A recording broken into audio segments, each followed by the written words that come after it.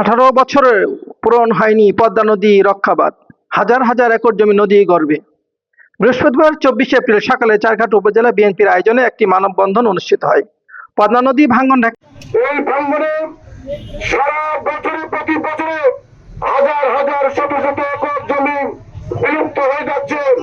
আজকের এই অসময়ে, আজকের এই মৌসুম ছাড়াই, বন্যা ছাড়াই আজকের অসময়ে নদী ভাঙনের যে ভয়াবহতা সৃষ্টি হয়েছে তা নিজ চোখে না দেখলে আপনারা কেউ বুঝতে পারবেন না যে হাজার হাজার জমি ভাঙতে ভাঙতে এমন একটি পর্যায়ে যে সমস্ত ঘর বাড়ি আজকে হুমকির সম্মুখীন, মানুষ ওই এলাকার মানুষের নিরাপত্তাহীনতায় ভুগছে।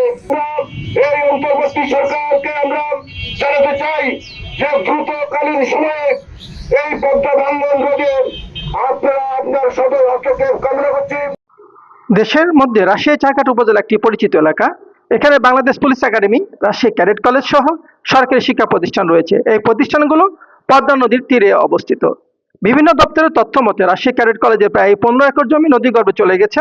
এছাড়া বেশ কয়েকটি সরকারি প্রাথমিক বিদ্যালয় সহ 5টি গ্রামের হাজার হাজার একর জমি এখন পানির নিচে। দীর্ঘদিনের প্রত্যাশিত নদী রক্ষা বাঁধ নির্মাণ এই এলাকার প্রায় বন্যার কবলে পড়ে। আগামীতে বন্যার আশঙ্কা স্থানীয়রা। বিশ্লেষকরা মনে করছেন পুনরায় ভয়াবহ বন্যা হলে অনেক গ্রাম মানচিত্র থেকে হারিয়ে যাবে। ওই দাবি নিয়ে কথা বলেন চারঘাট পৌর বিএনপি সভাপতি মমিনুল হক, সম্পাদক নাজমুল হক, সাংগঠনিক সম্পাদক মাহবুব রহমান, চারঘাট উপজেলা বিএনপি সাংগঠনিক সম্পাদক আহমদ হাসান মাসুদ প্রমুখ।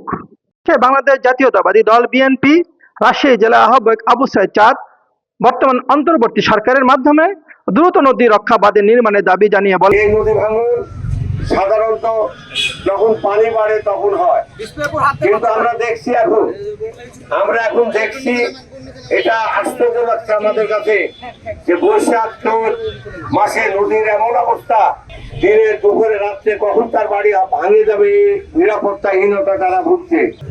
আপনারা জানেন এই চারঘাট বাগার মানুষ নদী ভাঙনের কবলে থেকে প্রতিশ্রুতি শেষ নাই।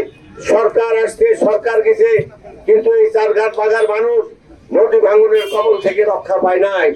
যদিও বক্তৃতার ধুরি শুনেছি, স্বপ্ন মানুষকে দেখানো হয়েছে, যেভাবে স্বপ্ন দেখাতেন শেখ মুজিব, যেভাবে স্বপ্ন দেখাতেন শেখ হাসিনা, স্বপ্ন আমরা দেখেছি 18 বছর, কিন্তু আসলে চারঘাট বাগার নদী ভাঙনের এলাকার মানুষের কোনো কাজ হয়নি, এটা আপনারা জানেন।